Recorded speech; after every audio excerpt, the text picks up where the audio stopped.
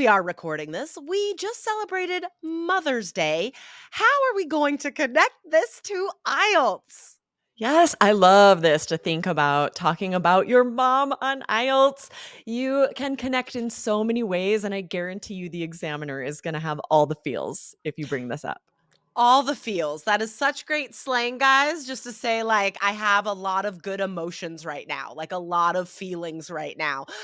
So that's great slang to use to talk about anyone you love, right? So today, guys, we are going to give you 4 amazing phrases to talk about really connecting with someone you love. We'll share a little bit about our own amazing Mother's Days. And at the end, Aubrey, we have some great stuff happening at the end of today's episode also. Yes, we have a really fun key poll today. So be sure to stay to the end so that you can answer that in Spotify. And even if you listen on Apple Podcasts, go answer the poll in Spotify. We love seeing these results and we will share it soon on the podcast. Yes, it's so funny. I love this question so much. And guys, also in the second half of today's episode, I'm going to give you a sample Band 9 Part 2 answer and share with you an insider tip from a conversation I had this morning with my examiner friend. Okay, so I'm not going to tell you what that is. You got to stay until the end. All right, so Nice. let's get to this vocabulary. Oh, wait, first of all, I want to say a huge congratulations to 3 key student Bruno, who took the IELTS exam for the first time and got amazing scores. Aubrey, what scores did Bruno get? Yes, a 9 on listening, reading 8, writing 7, and speaking 7. Well done, Bruno. We're so Amazing. excited for you. Those are amazing scores. Amazing. So tell your mom to buy you the course. Go to allearsenglish.com/KEYS. Okay, awesome. So we thought of 4 amazing phrases that you guys can use today to sound pretty darn smart on IELTS speaking and writing, actually. They're pretty formal. So the first phrase is to bond over something. So that is a phrasal verb, right? To bond over a noun. As a mom, Aubrey, what do you feel like you can bond over with one of your kids? Yeah. Oh, it's funny because the way I thought of it was like what I can bond over with friends about my kids. Because this Oh, happens a lot that friends will yeah. share about something exciting happening with their kid at school Totally. or maybe something disobedient that their kid has done and you bond over this shared experience. But Yes. also, yes, of course, I could bond with my own kids. That's funny that that wasn't top of mind. But I mean, these are all great examples of this like formal sounding phrasal verb. It's a smart sounding phrasal verb, right? I can see a lot of students trying to use the verb bond and using the wrong preposition or no preposition over it, right? Or after Totally. it. So, um, you bond over a noun, a shared experience or activity. So, James and I bond over our love for really gross horror movies and stories. But you are connected to people for a variety of reasons, but some of them are always a shared love, right? So you bond over that thing. The next phrase is similar but longer, but you can use it in much the same way to connect over our mutual love of blank, of activity or noun. Where can students use that phrase on IELTS? This could be really good if you're talking about music or movies or anything you're interested in. Yeah. I just connected with my daughter last night over our mutual love of a song. She wanted to start learning it on the recorder. It's like a little flute Oh, that she's learning at school. And yay. we played it. And she was like, I want to learn this on the recorder. And it was really fun to help her with that. So That's anything you're awesome. interested in, anything you love, if you find someone else is also interested, also loves it, you can bond over your mutual love of it. It's such an impressive sounding phrase and it's so positive. So, anytime, guys, on the test, you are asked about family, friends, coworkers, anytime you're describing a connection to another human, you can use this, right? Like, Aubrey is my coworker, and we can connect over our mutual love of fantasy sci fi stories. You can always Absolutely. find something in common, right? Exactly, right? We connect over lots of different everything we talk, food, restaurants, movies, books, right? And when you are sharing on IELTS, you will be asked personal questions about your Hmm. opinions, about your Exactly. tastes. And this is great. This is extra information to share who you have that in common with. So, yeah, think about the boring vocabulary that this replaces, right? We both like Mm, science fiction movies, right? Instead of saying that, you could say like, my coworker and I have really bonded over our love of sci-fi movies, or we've connected over our mutual love of blank. So you can so good. use them to describe the same connections, right? But they're both very high scoring vocab phrases. Now, something else when we talk about friends, family, holidays, connections, we talk about buying people presents. And there is a whole speaking part one topic just about gifts and presents. So we can describe a gift or present as being carefully curated. um, a a carefully curated gift or present is something that you've really thought about and looked hard for before you bought it for someone. So I'm gonna tell you what I got my mom for Mother's Day. Nice. Um, I found a retirement journal for her. This is a carefully curated gift because she is going to retire in 6 months and she is kind of anxious about it, and I want her to be excited. So it's like a my bucket list retirement journal. I love this. I love that you got your mom that, and I love the word curated for you guys to use on So IELTS. It fancy. is band 9. It is Mhm. more unique and impressive. You'll often hear when someone's talking about museum, they'll say a curated exhibit. A carefully Yeah. curated exhibit means they're choosing certain pieces that go really well together. And we Mm, use it this way to talk about a gift when you selected it intentionally for someone based on something they love. yeah. So if you're ever sharing about maybe carefully curated the words you chose when you wrote a note to someone. Just whenever you've Nice. selected something intentionally, this is a great adjective to use. And what if you're not a gift giver? Because not everybody is. Like Aubrey, you I and am I have not. talked about this, right? Like you're not like a gift person, and I'm a total gift person.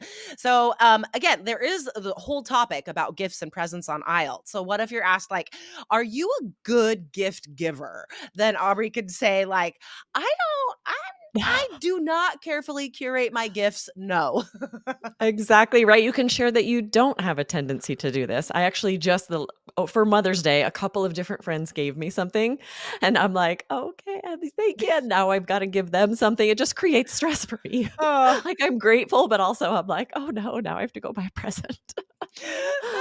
that's terrible. Gifts should not create stress. I Okay, know. so the last phrase, guys, before we get to that sample answer and examiner advice, it's the thought that counts. So this is also great for describing gifts and presents. If it's a gift that maybe was carefully curated, but wasn't a great gift for you, you could be like, no, I mean, it's the thought that counts. Like, it wasn't an awesome present, but this person thought about me, and that's what matters. Yes, this would be great if you're talking anytime something didn't go exactly as planned, if there was a party that Mhm. was planned and, it wasn't as great as you were hoping, but that's the thought that counts because thought was put into that and you appreciate that even if the end result wasn't ideal.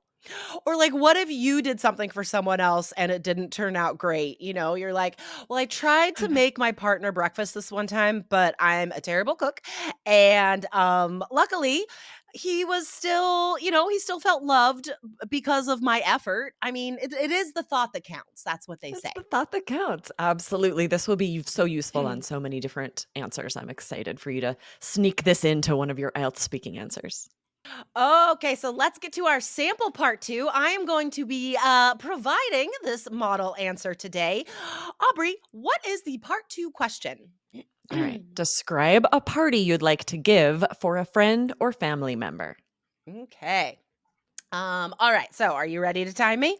I had already started. Let me start it over. Oh Okay. shoot. I should have said go. All right. Go ahead.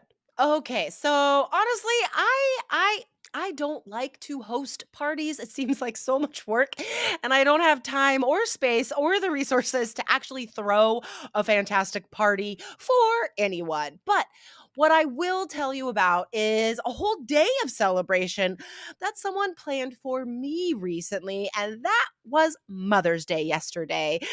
So my son put so much like thought and effort into this. It was a carefully curated day just for his mom. In the morning, he made me waffles with sausage and scrambled eggs, and he did it all himself. He cooked everything himself. He was super proud of it. And I was just laying on the couch reading a book. And I was like, this is the life. I am not doing anything. Someone else is cooking for me. It was amazing. And then after breakfast, we wanted to watch something on TV. And I wanted to watch my favorite show of all time, which is called Supernatural, because I am in love with the main character, Dean Winchester, and I don't mind, looking at him on Mother's Day. And it's a great show. We watched 3 episodes yesterday. I have seen all 3 episodes numerous times. I knew exactly what was going to happen. But I didn't mind. I loved it. And it was what made it better is James also loved it. That would have not been a great day if he did not like the things that I chose or he chose. We really can bond over these activities that we both love, like watching horror shows and bicycle riding. So the main event of the day was a 20-mile bike trip that we took from our front door to a little town with the great name of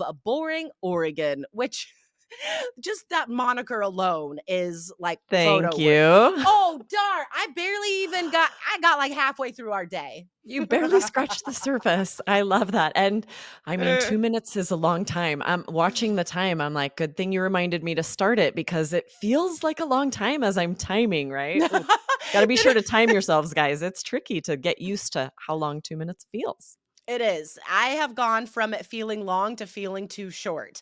There Right. were so many other things I wanted to talk about. I didn't even get to like half of my notes.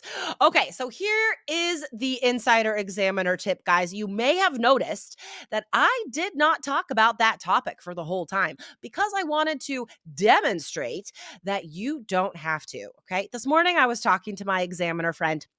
She was saying one of the biggest mistakes that she gets on the IELTS speaking test is students thinking they have to talk about that part 2 topic for the whole 2 minutes.